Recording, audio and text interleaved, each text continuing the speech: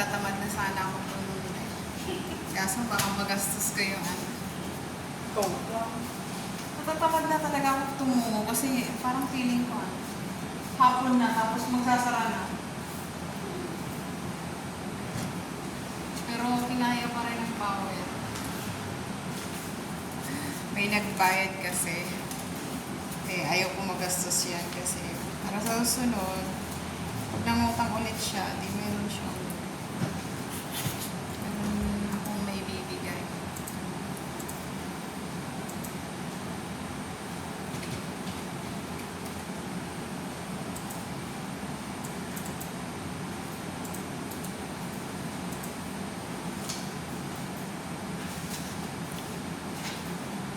Sinanay pa rin yung aking kasipagan kaysa katamaran.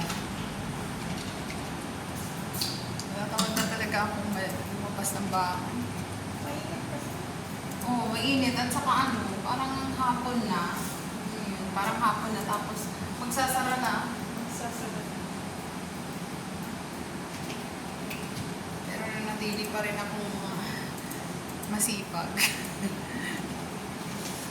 Masipag talaga. Inangat na yung upuan.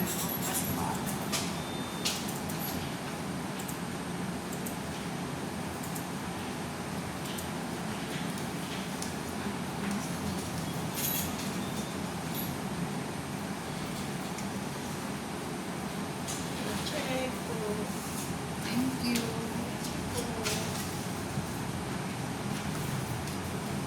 See you next week. Kasi may mga magbabayad ng 5. May mga magbabayad ng 5 kaya ayaw ko na mag-araw-araw ng deposit. Parang ako na rin na napapagod sa sarili ko. Kaya sabi ko, sige, antayin ko na lang ng 5. Next week na lang talaga. Ayan, nakaano na.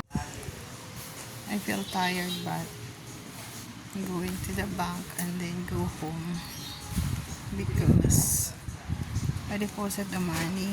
Somebody's paying me for my business, so I put in the bank for the next people to borrow the money. So that's it.